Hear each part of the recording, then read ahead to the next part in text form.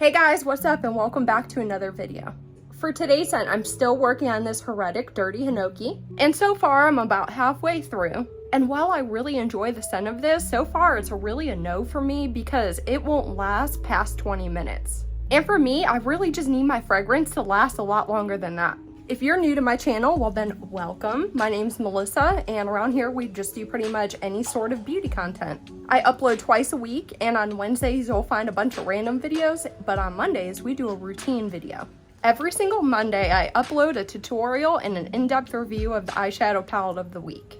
And if you couldn't tell by now, this is by the new brand r.e.m Beauty, which is Ariana Grande's brand. And the particular palette that I have is called Gogo Boots. So the first thing we're gonna get into is the tutorial, and I'm gonna show you how I do a double lined wing. And then the second part of this video is gonna be the in-depth review. So if you're curious as to how my experience went with this palette so far, then stay tuned for that portion of this video because it's gonna be really good. So before we get into the tutorial part, I just wanted to say I am having a super bad makeup day today. So when I zoom the camera up close, you're probably gonna notice that. And I just wanted to tell you that every single product I picked this month for my monthly makeup routine is just working out very, very horribly for me. So I'm really trying to work with these products and experiment how to use them and try to find ways to make them work. But so far I've tried a ton of different things and these products just are not working for me. So yeah, when you guys look at my face, you're gonna see a lot of patchiness, some extra powdery spots, some things I really don't want you to see, but you're gonna see anyway. But I just really wanted to point that out before I get a few comments that says, hey, your makeup really looks bad today. I know that. But anyway, I hope all of you are having a fabulous makeup day, and let's get right on into the tutorial. What is this, 3 weeks in a row I forgot my microfiber towel now? You know what the saddest thing is? I'm even wearing my very lucky t-shirt, and I still can't remember to bring my microfiber towel in. So welcome to the tutorial, guys. Here we are zoomed up close so you can see every single thing upon my face, and hopefully you can get a good view of my eye. So you know I like to do my eye moisturization. I already went ahead and did that when I did my makeup. So now I'm gonna go ahead and prep it, and I'm just gonna use my Revlon Candid Concealer. Like I said, I really like to focus my eye primers up here where I get the most dryness. And it's really been working out for me when I do it that way. And if you're curious about any of the brushes that I use throughout this tutorial, everything will be named and linked down below in the description box. So for this particular look, I'm not gonna go in with the tight line today, but we're gonna do some waterline looks, so just hang tight for that. Oh, look at me in the infinity mirror, isn't that so adorable? But my point in showing this again is that none of the shades in here have actual names on the palette, so I'm just gonna go ahead and describe them as I discuss each one. So for my first brush, I'm just gonna take any old angle brush and go into the first shade in the palette. And these shades are pretty dusty and fallouty, so definitely tap off your brush before you go in with each use. And with this shade, just like usual, I'm gonna take it under the entire length of my eyebrow. Now I'm just taking a fluffy brush and just giving that a quick blend so it doesn't look so harsh. And I'm gonna keep this brush in my hand because I'm gonna use this for the next step as well. But I really need a setting powder for this next step. So I'm gonna open up my setting powder. And the first thing I'm gonna do is just concentrate my brush in setting powder. So you see how it's pretty filled up with setting powder? I like how that looks. And then once it's thoroughly filled, give it a little tap. And then now take your filled setting powder brush and go into shade number 2. And we're gonna gently circle this around on the rest of our eyelid. Once you get all the color pretty much dispersed, then just wipe your brush off, and then we're gonna blend with the same brush. So you see this harsh line that I'm getting right there? We're just gonna go ahead and blend that out with the same brush. For the next step, I'm taking that same angle brush that we started with, and I'm going into the 6th shade in the palette. And I'm gonna start at the center of my eye and start forming just a basic line. You're gonna have to go over this quite a few times, so don't get discouraged. And then when I get to the end, I'm gonna wing it up.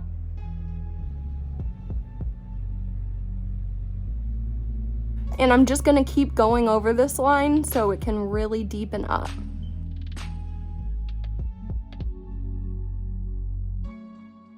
Now with the same brush, I'm taking this into the 5th shade of the palette. And I'm gonna put this in the front of my eye.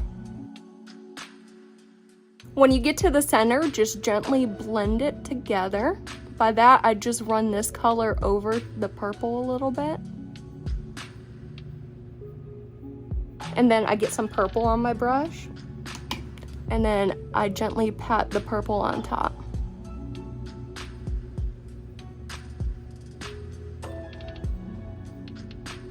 So we're getting there. This is looking good so far. For the next step, you're gonna need some concealer or eye base. I'm just taking my Revlon Candid again. And I'm gonna take some of this and put it on the back of my hand. So here's what it looks like on the back of my hand. And I'm taking that angled brush and I'm just gonna dip it into this concealer. And I'm not gonna be able to talk during this, but I'm gonna make a concealer line just above what we just did and bring it all the way across the wing.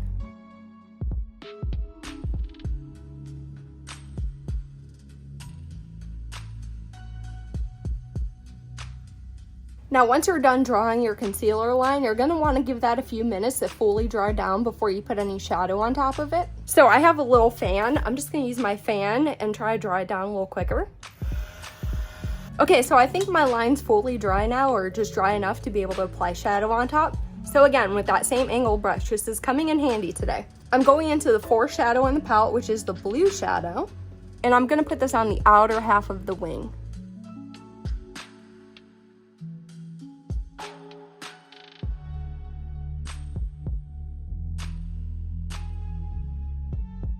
Now with that same brush, I'm gonna go into the purple shade and start packing that on the front part. And once again, once you make it to the center, you're gonna wanna blend them. So I just do my little drag trick. And then pick up some blue on my brush and then stamp it over top the purple. All right, now it's time to move on to the waterline. And for the waterline, I'm just gonna take an aquamarine eyeliner and just go ahead and fill in the waterline. So for the lower lash line, what we're gonna do is we're gonna buff our first shade out. And for that, I'm just gonna take the same brush I use for my eye primer because it's quite thick and very thin at the same time. So I'm dipping into the second shade in the palette, and I'm gently gonna pat this along my entire lower lash line. And then I wanted more definition, so I took a flat edge brush and I went into the sixth shade of the palette, and I put this right up against my lower lash line very tightly. And then I'm just taking that little angle brush that we used earlier and going into the first shade, and I'm just gonna stick this into my inner corner. All right guys, here's the look fully done, but I'm gonna go off camera, do my mascara, try to balance out the other eye, and then I'll be back and we'll talk about this. All right guys, I'm back, and what do I think about this look?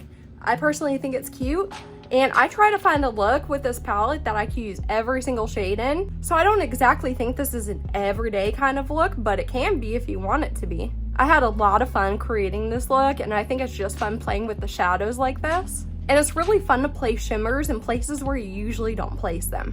And I do always like to tell you guys that if you take your sweet time recreating these looks, you can have some outstanding outcomes on them. But yeah, guys, I think it's cute, fun, definitely in season, something I'd definitely wear again. And I'd sure love to hear what you have to say about it. So being done with the tutorial, let's get right on into the review.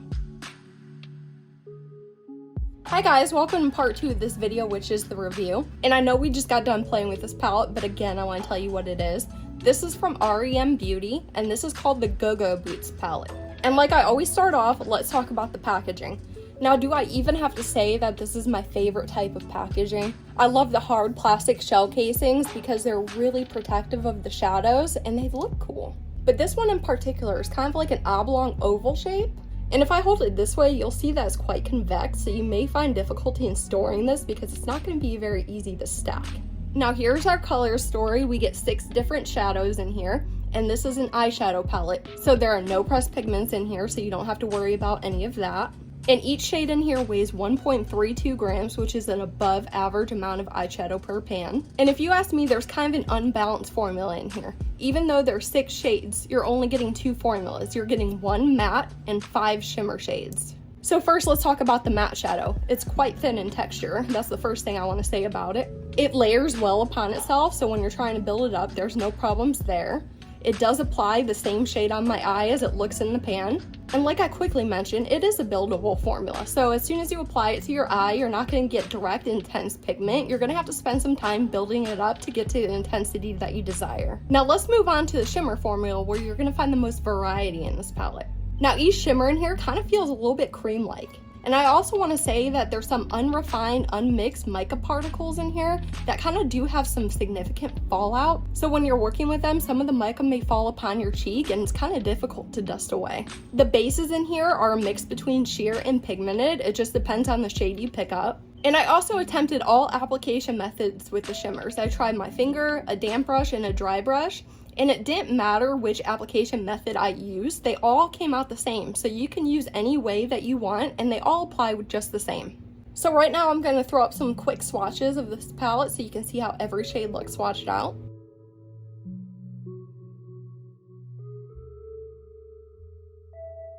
Okay, now we're going to move into our routine data check. This is not clarified as being a clean formula. It is talc free, but that's all the claims it has. This is a cruelty-free palette. It is a vegan formula, and there is a 24-month expiration date located on the back of the palette itself. Now let's move right on into the cost evaluation. If you went out and picked up this palette as it is today, it would cost you $24. So that breaks down to $4 per shade, and further breaking that down, that comes to $3.04 per gram. So comparing this pricing to similar products offered on the market, the price per shade is getting to be obnoxious. It's not the worst I've ever seen, but it's definitely not the best. And additionally, this palette has quite an expensive cost per gram compared to similar products that I've reviewed in the past.